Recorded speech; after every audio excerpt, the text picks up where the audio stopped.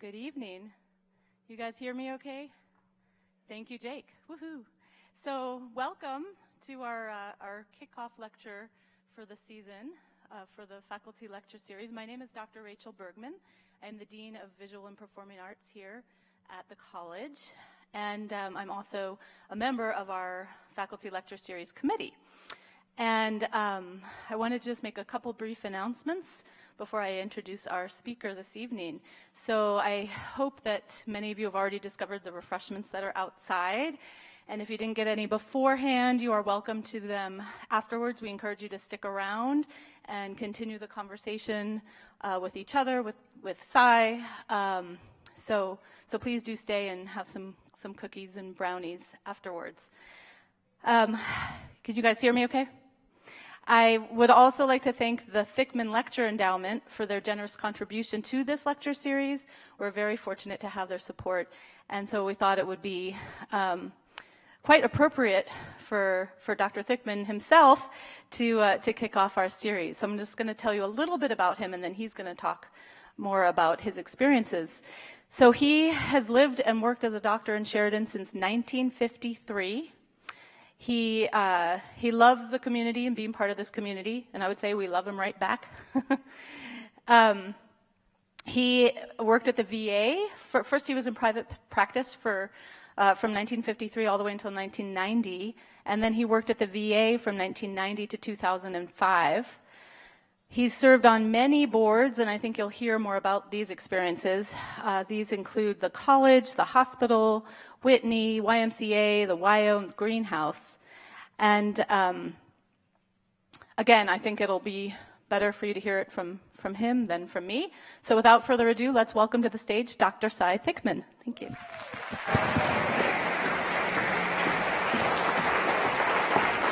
Hi, thank you.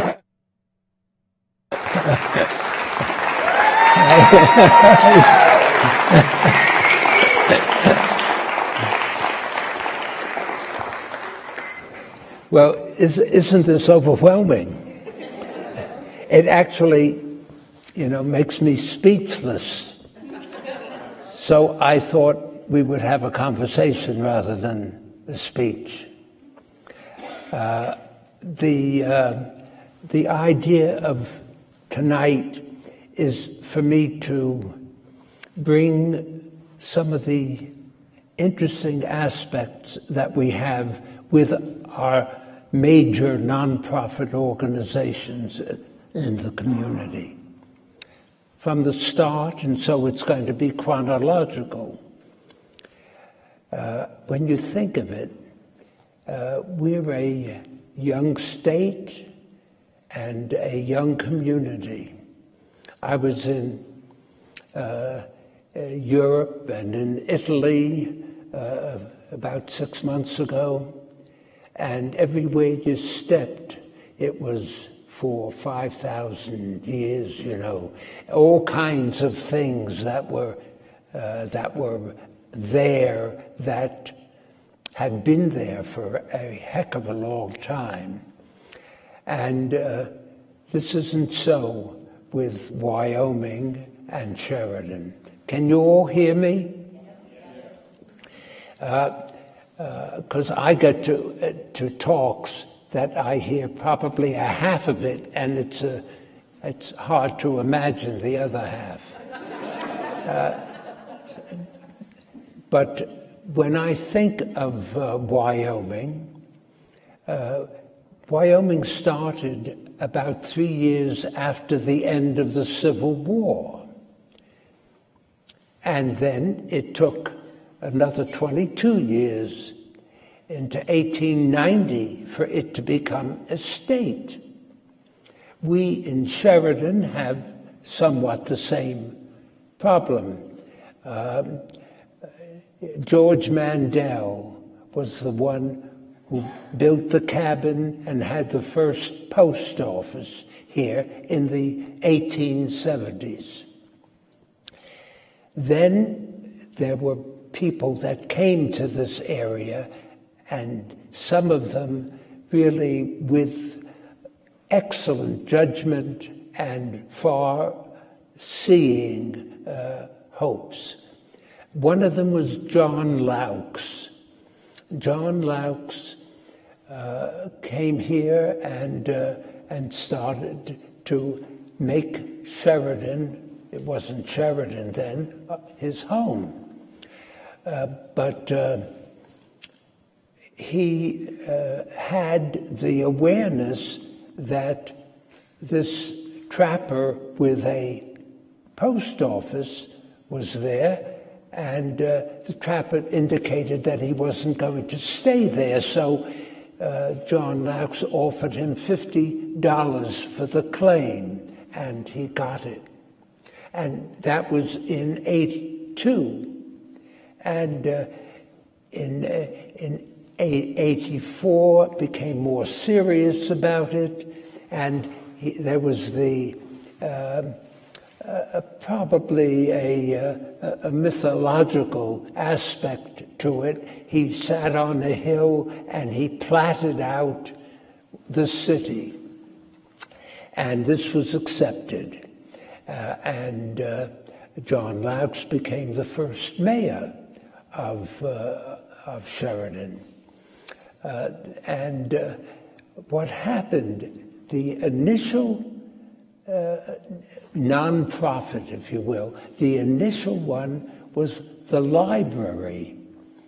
Henry Coffeen had about 4,000 books. That's a lot of books to carry from the East, but he did that, and he decided to gift that. So there was a reading room that was chosen, and this kind of grew. In 1905, the wealthiest man in the world, Andrew Carnegie, decided that reading was the best way for somebody, regardless of circumstance, to get something out of life and to contribute to life, and contribute to the community. And what happened is that he became, with so much money, what was interpreted now to get his wealth to the present. It would be like having $350 billion of wealth, significant. And he gave, thinking that the library was a route for everybody to have, he gave Sheridan and many towns in Wyoming, as everywhere, not only in the United States, but in Canada and around the world. He gave Sheridan $12,500. And Sheridan, with a commercial club and a women's club, got another few thousand and built that red brick corner home on Brooks and Laux, and built that in 1915. And that has been with us for a long time until the 70s, and I'll tell you the story about that. That Margaret Fulmer Library is in many ways due to something that Margaret Fulmer developed. I was her physician, and she developed meningitis. Meningitis is a critical disease, and often a mortal one. In those days, we had relatively little to offer.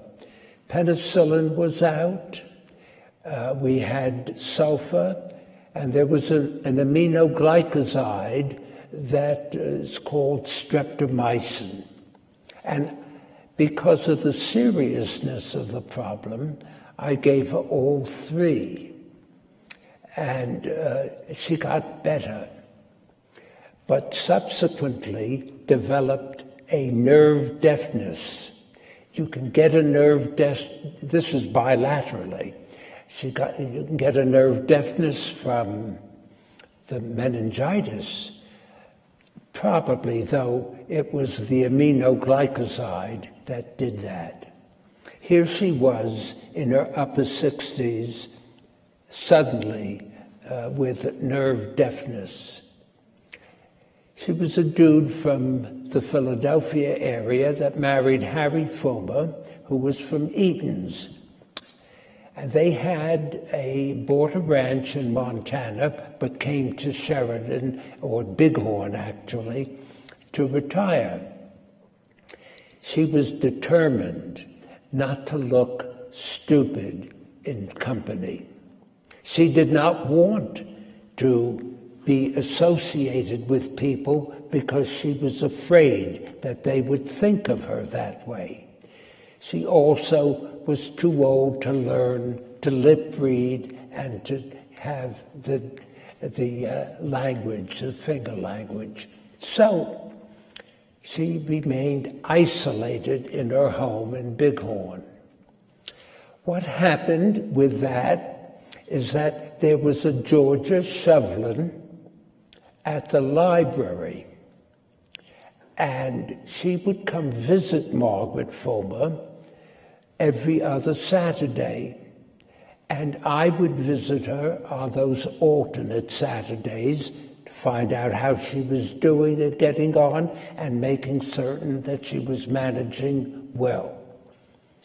But as time went on, she became concerned about what to do with death when it occurred, so far as gifting, because she did have some money to gift.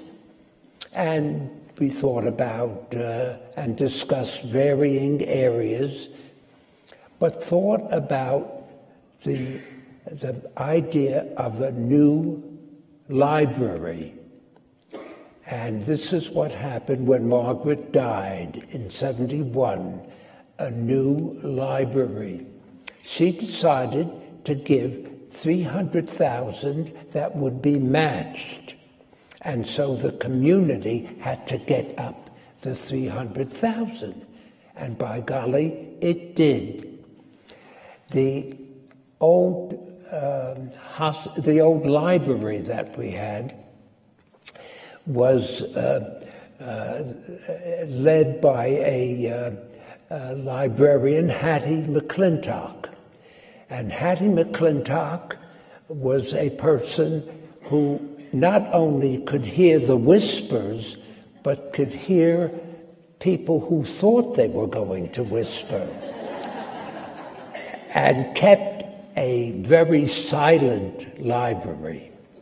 It's such a contrast between what we had to what we got. Adrian Malone, who was an architect here, living in Bighorn, arranged for the library, and it's really one of the very nicest and best. And Cameron McDuff, after Shevlin became the chief librarian, it has become a wonderful area for people.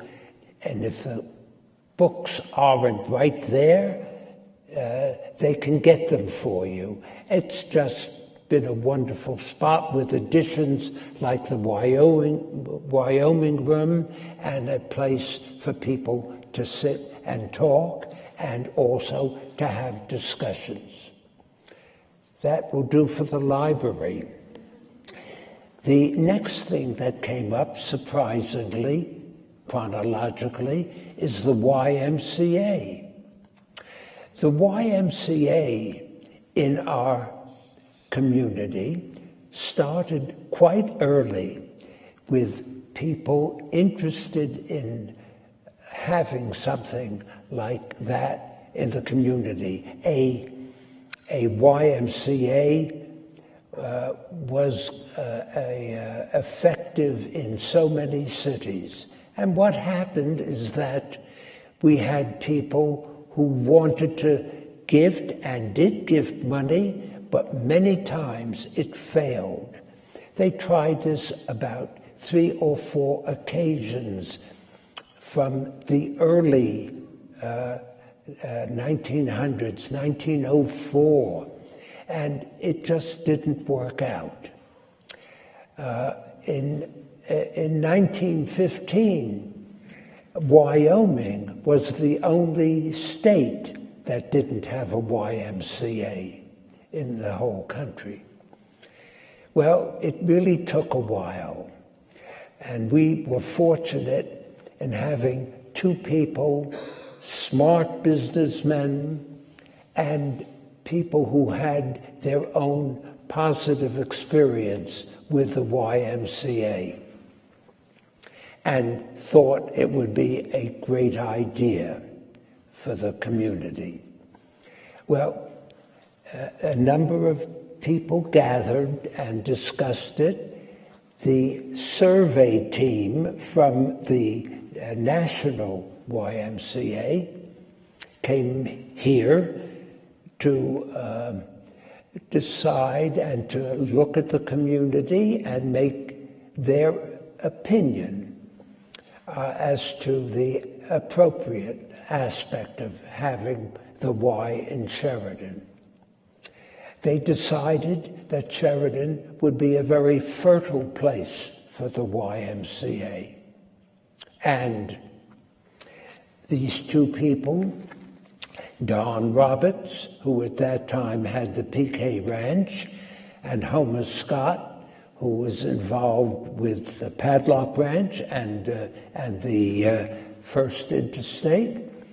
It wasn't called that at the time, it was the Bank of Commerce. In any event, these 2 led the group, and I was involved with it, and I could learn so much from these 2 gentlemen in their planning, in their very accurate approach to what to do about getting a Y that would be here and would be growing here as a positive aspect in the community. Well, it took a number of meetings. It took a certain degree of planning, this time with the Whitney board, so that what eventually happened is that the community arranged by a very excellent campaign to get half the money of $400,000+, and the Whitney also matched that. And we have the YMCA where it is today. It started in the old telephone building and used all kinds of places in the community, in the schools, in the gyms, everywhere, to do some of its programming. And eventually, and that was in '64, the Y building was erected and began to be utilized. The culture of the YMCA nationally was that the secretaries that would come there as to head the Y would only stay there, like, in a sense, they felt like ministers for perhaps 3 years, do what they could do, and then get on. Well, that remained with us for about the first 4. But then Jay McGinnis came in the early 90s, and he broke the mold. He stayed here for 25 years and just left last year because he related to the community, knew what would be best for the growth of the Y, and our YMCA has service for well over half the population of this community every year. It's absolutely remarkable, and how it has grown and serves the community in so many ways. The way in which it does, it has for the arts and youth and adult sports, health and well-being, aquatic, early childhood, after-school camps, and many community needs. It's really been an excellent, and continues to be an excellent part of our community that creates a sense of well-being. The next area that came up as a non-profit was the hospital. I'm not sure that many of you know that the state built the first hospital in Sheridan. It was called a state hospital, not for people with psychiatric problems, but because the state built it, it was called that. And what happened, unfortunately, in the second year, in 1906, there was a fire, and it cost a significant amount. We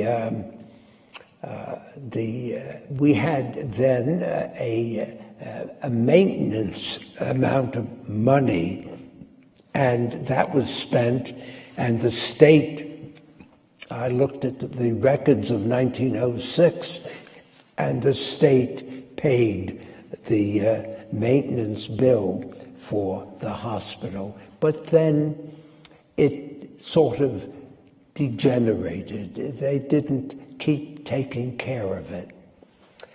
And so what happened is that the city fathers determined, should they or can't they afford managing a hospital in Sheridan? And they decided that they would try it. And so the hospital, which was at Saberton, on the other side of the railroad tracks, and they decided to maintain it, and they did. And so that went on for a number of years until 1954. The community decided that it needs to have a better place for the hospital.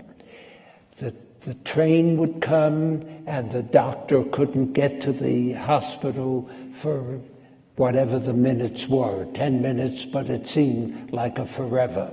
And I worked there for about 7 months, 8 months before the new hospital started. The new hospital started in June of 1954, and it was a blessing. It was one fairly large building, but at that time it was able to be handled by a relatively few professionals, and it worked out quite well for that time. Obviously, what we have now is entirely different, and it is a hospital that is technically and effectively handled so that it really is a model for hospital care in a community, certainly of our size. The thing that happened in 1955, Sheridan had the worst snowstorm that it has ever experienced. On a weekend, it was a Friday, Saturday, and Sunday, over 4 feet of snow fell. It was at a time when snowballs were about the best way to get snow away from an area, because the power technology was not there. And so I stayed over that night because you couldn't go anywhere in Sheridan at that time. And so it was one night, overnight, in order to take care of the people that were inside, and people outside couldn't get inside. And it was an interesting situation. Now the area doesn't even look as though we have a big hill there, but it certainly was more apparent then, and all or many of the citizens said, "I told you not to build that up on a hill." And but now it's excellent, and somebody like Mike McCafferty has just done an excellent job with the hospital and the growth of the hospital and maintaining the needs that we ought to be able to give, needs in physician care, in nursing care, and in also the hospital capability. The next area that is of interest is the theater.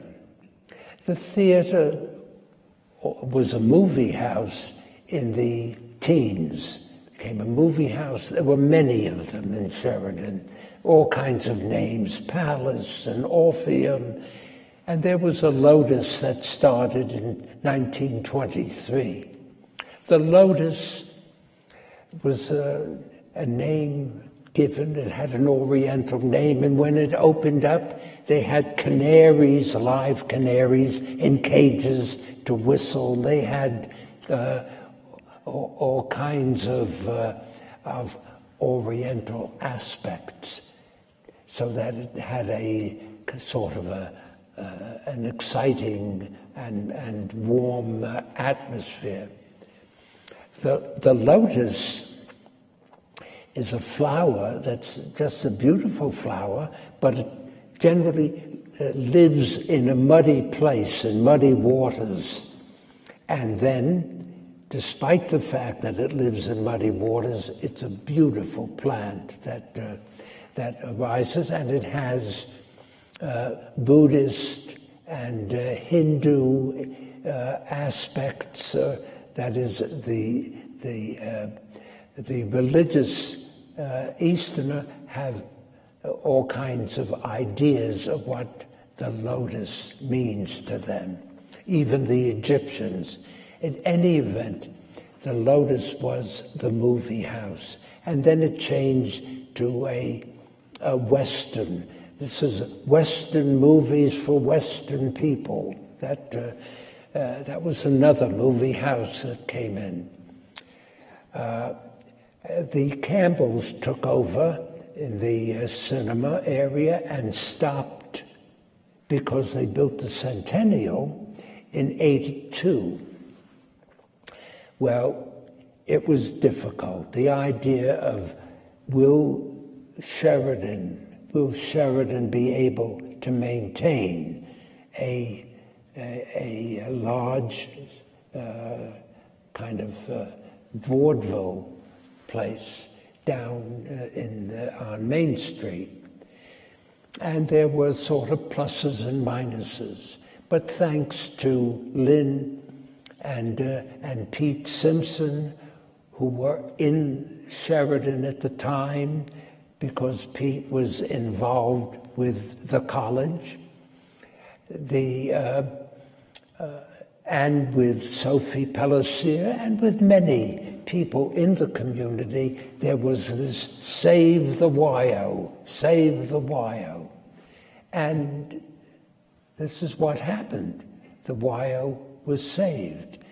And it took about 7 years for it to be able to open up again, but it did open up, and the YO now has a remarkable entertainment program that is really wonderful.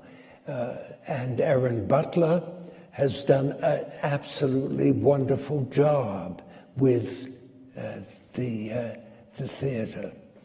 It has all kinds of things and adds things, so that recently it's been the Metropolitan Opera that comes here, and live Saturday, camera-wise, but it's seen at the same time that it's being given as a matinee in New York.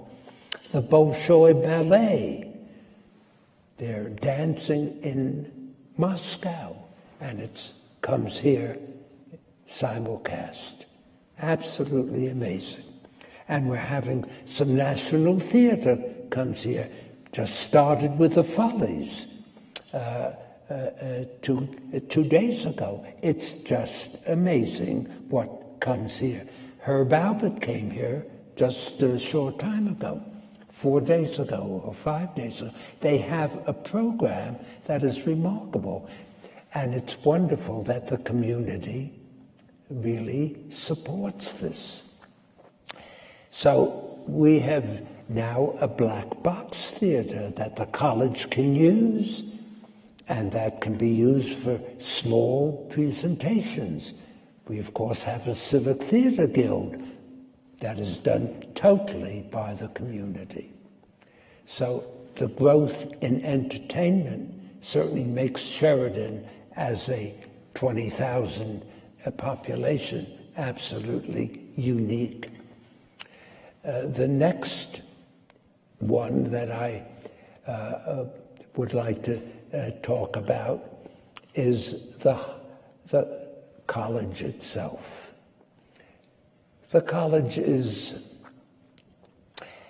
has gone through all kinds of, different loci.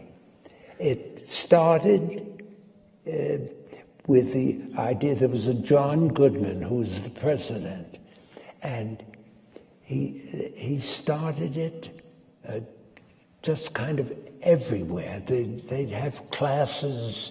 They'd have classes in offices, classes in schools, classes in the girls' school, all kinds of places. And it started in about 48. And then what happened is that the hospital moved from Saberton to Fifth. So what happened is that the college moved from where it was, which was sort of everywhere, to Saberton. It was a joy. They moved there in 55. The hospital had moved in 54. And it was well supported. There were, it was a wonderful, when some of the city fathers thought about it, they felt this is really excellent for the community. It allows students getting out of high school to get into college right here. The expense little, their opportunity to be, if they were in the agrarian business, they would be able to work at home, and it was an opportunity for them to learn and then go on elsewhere. And so it had some public need. It also had a public that wanted to have something available here. And what happened is that there was a bond that was offered, and the unique thing is that there were over 90% of the people voted for the bond. And we had the Whitney, and we also had Count Thornrider. And Count Thornrider said, this is the best way for people to get started in their lives and not spend so much money in areas outside of town. And so they put up $300,000 apiece, Whitney and Thornrider. And we have that area where Whitney is now, where this college is now. Absolutely remarkable. And we had all kinds of things in the Saberton place. They started, we had the youngest junior college president ever in Richard Wright, who was here at that time. And he helped in the transformation of the college to where it is now. And I remember my wife, who was head of a committee with regard to the Saberton, donating with a group a home for the nursing students. And the nursing students started there, and of course they continued when the college moved, and it was wonderful. And now, instead of just an associate degree, a nurse with an associate degree can get a full baccalaureate degree with the university. So that was just terrific what has happened. And of course, where you're sitting now is an amazing place, again, for a junior college, where all sorts of things are available now and greater than ever before. And with somebody like Paul Young, who has young ideas and has the energy and the dream for this college to continue to grow and to be effective.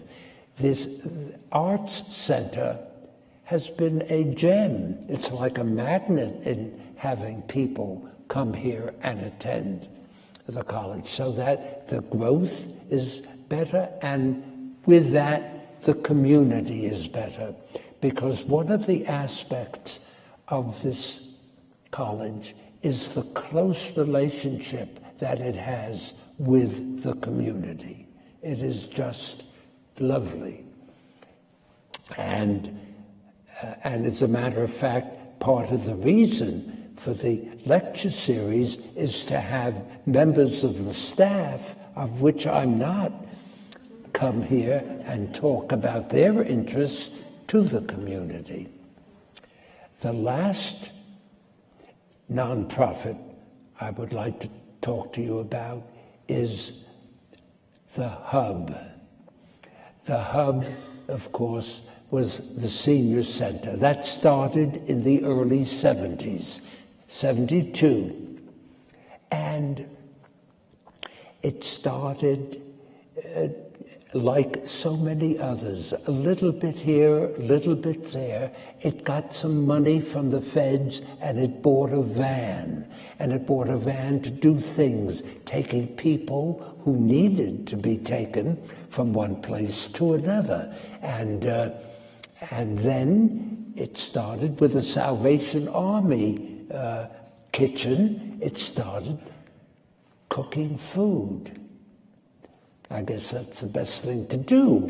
And it created their Meals on Wheels.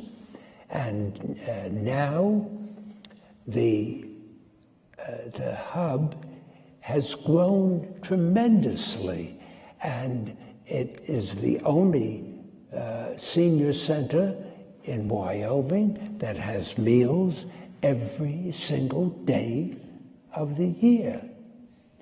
It has all kinds of services that it offers. Let me just read to you some.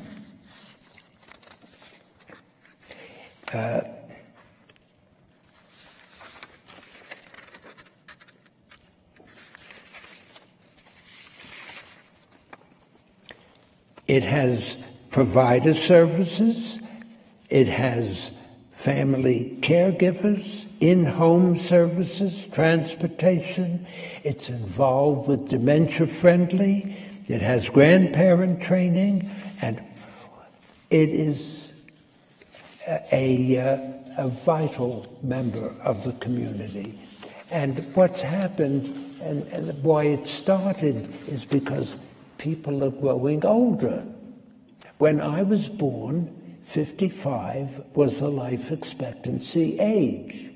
Now it's over 80. That makes one heck of a difference so far as the actuarial figures for the future. We're going to be like this so far as aging is concerned. Is that good? Darn right it's good if I'm one of them. But it's true that it's something that needs planning. And it's rather interesting that we had a campaign just a couple of years ago. It was a $7 million campaign for the senior center. And we had a request for the Wyoming Business Council for $1 million in order to expand the necessary areas of the senior center and to plan for the new generation of boomers that were coming up. Well, the Wyoming Business Council had a meeting at the Holiday Inn, and we were on the agenda. I remember getting there at 9 o'clock, but it was just before lunch that they called on us. Well, Carmen Rideout, the wonderful executive of the senior center, she gave a talk maybe lasting about 1 or 2 minutes. And then the board of the Business Council had to make some decision. One fellow got up immediately after they were starting to make judgment and said that Tom Scott had been Tom Scott is one of the members of the Scott family, but he had been on the Wyoming Business Council and had done significantly well. They appreciated all that he had done, and so that was a very positive note about Sheridan and about the service that was given for the State Business Council.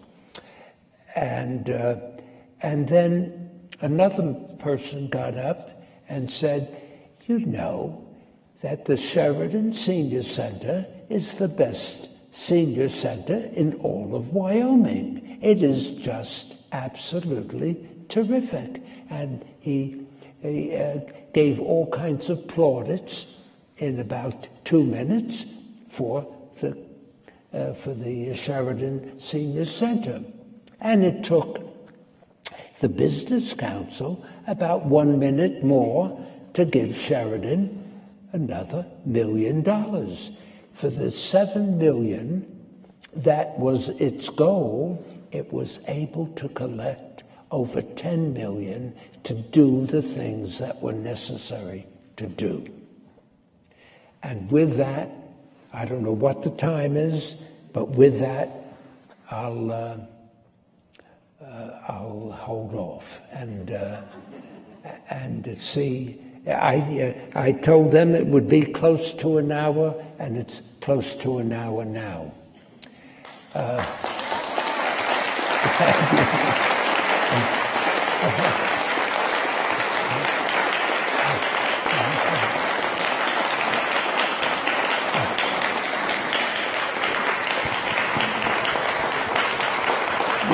Thank you. Thank you.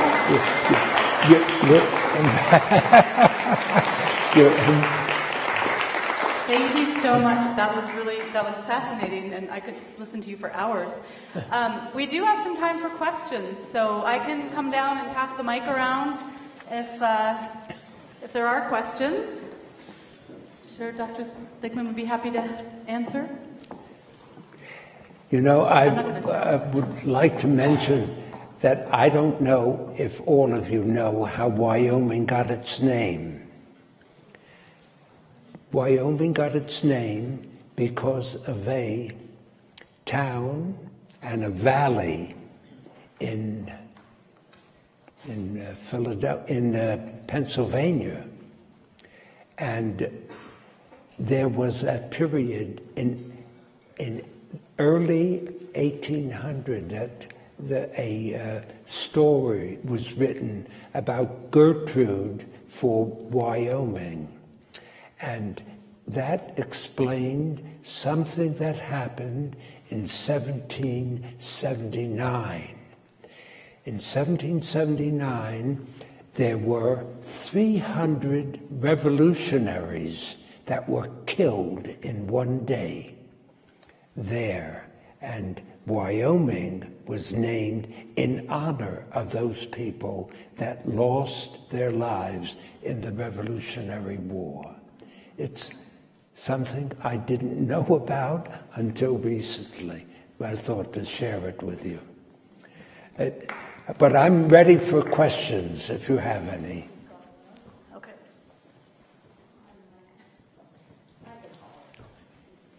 Hi, I'm Ginger Stout. What brought you to Wyoming? Pardon? What brought you to Wyoming? What? What brought you to Wyoming? What brought you to Wyoming? How come you came to Oh, Wyoming? what brought me to Wyoming?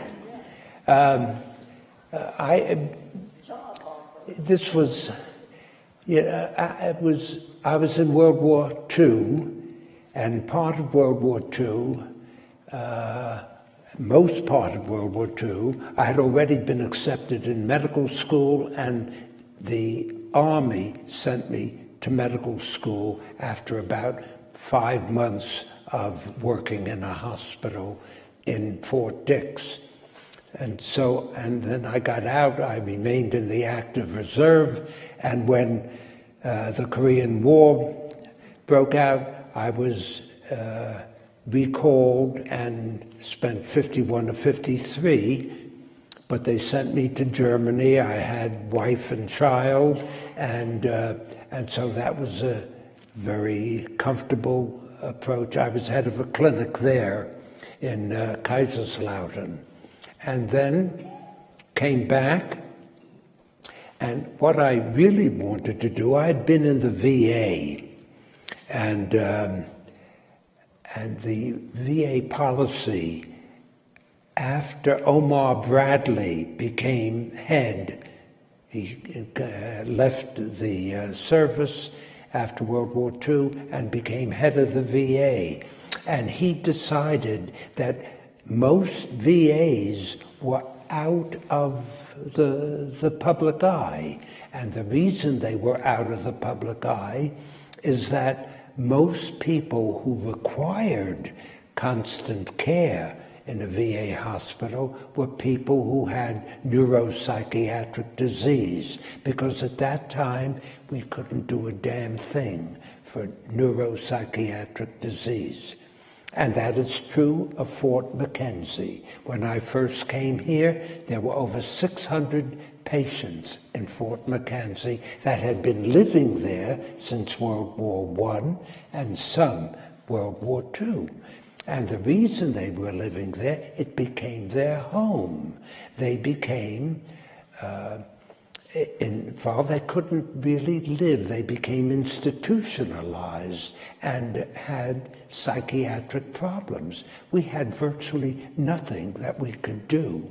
You may remember that we were giving shock therapy for some, and there was nothing that really was predictably effective. Shock therapy, electroshock, might be effective in some severe depressions, but even that came late.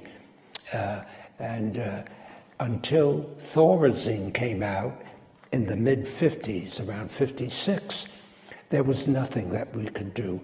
When that came out, you could see both in the state hospital in Evanston and in Sheridan, Wyoming, in the VA, that patients were able to be sent out of the hospital to be cared for elsewhere. And that's what has happened. But basically, the hospitals were built far away. I had taken a residency in the New York hospital, VA hospital, and it was right at the end of New York City, right near Yonkers.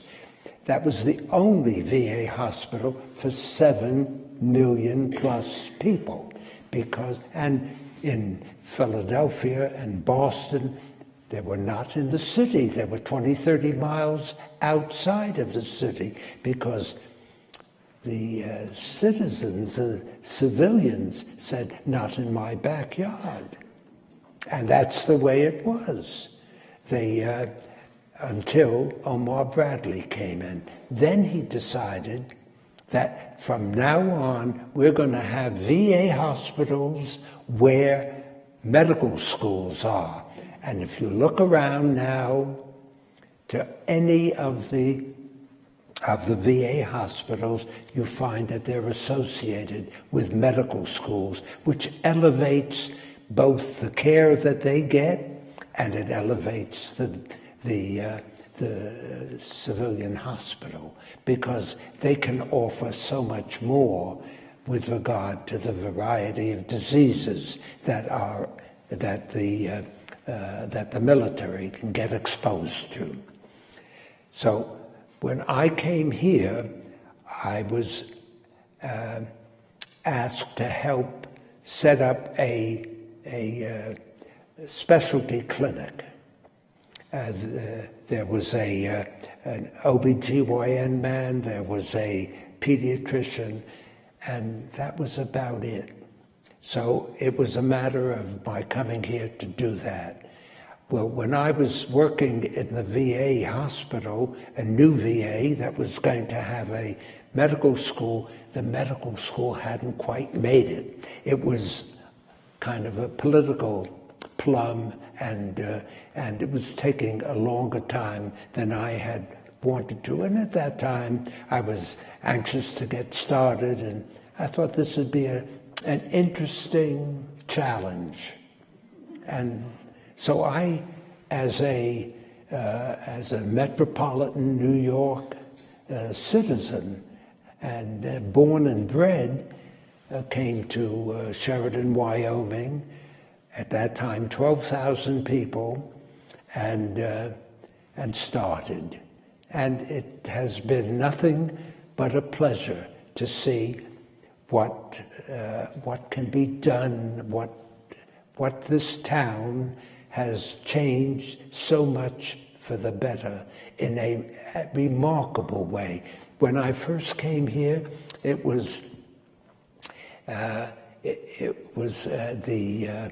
had a very positive aspect to it. It had stopped some of the racial problem with the Native American, and it had a title, a positive title, of being a top city, and so it has continued that way.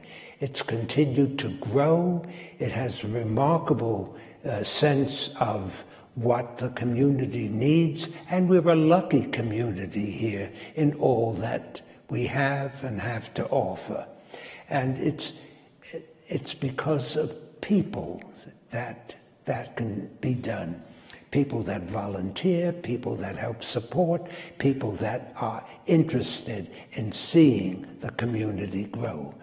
So it's nothing for me and my family, it's really been nothing but a delight to have been, you know, in the metropolitan areas, in the New York area, you're a passive individual. The things are there. You want to see a baseball game, you go to Yankee Stadium or Ebbets Field or the Polo Grounds.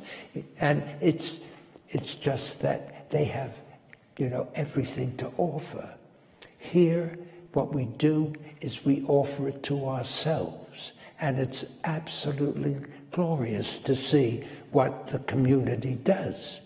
The community with theater, the community with music, the community that does so much in order to keep the interest, the activity, and the sense of belonging.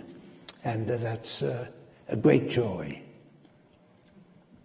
Too much talk for one question. I'm sorry. Another question. Si, why don't you tell us what you did with the greenhouse and how you helped us gain our greenhouse? Did you hear? No. She asked you to talk about the greenhouse. What? What you did with the greenhouse? The greenhouse? Yeah. Yeah, and the greenhouse, also interesting. The greenhouse was an idea that a fellow had from Ithaca, New York. Who doesn't know, that has had any experience with nursing homes, that a nursing home has just been a kind of a warehousing of individuals. That's been that way kind of forever, that we've had people that would be admitted. These are people that were perfectly fine a few days ago, and then something happens they couldn't take care, and then all of a sudden they go to a nursing home because they can't take care of themselves. And then they just decline. They decline socially, they decline mentally, and it's tough. And this fellow had the idea that something can be done that is better for them, that they can retain their individuality, their interests, and continue to experience good days and look forward to them. And the whole idea of the greenhouse is to do that, to allow the people to remain as effective as they can be. And so the idea started. Sheridan was one of 5 communities in the state that were being helped by the legislature to do something and to work on this. Sheridan was the only one in the state that was successful in creating the greenhouse. It took 9 years, but it happened. And there are 4 buildings now above the football field that provides that. And you can't help but realize the difference in walking into a greenhouse where you have to ring the bell to enter, to going to an institution, which is the normal nursing home. And it provides that kind, people that require nursing homes have some problem. Yes, they've got some problem, but it ain't everything that they've got wrong with them, and need to be encouraged, need to be dealt with in a different way as it had been. Now, the other nursing homes have learned from that, and so the whole aspect and the philosophy is changing. But it's a terrific addition to our community, and not only that, but it's the only greenhouse in the whole nation that is community involved. I mean, it's just amazing how the community has taken up not the burden, but a sense of interest and responsibility for so many things. Okay, maybe we have time maybe for one more question. Anybody else? Yeah.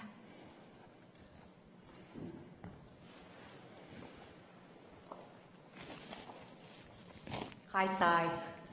I just want to say thank you.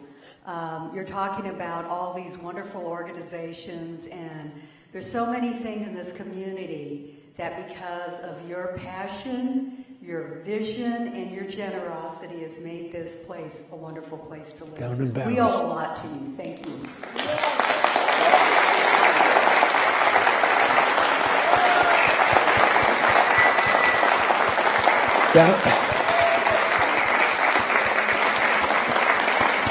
Thank you. Thank you. I can just tell you that living here has been exciting, has been rewarding.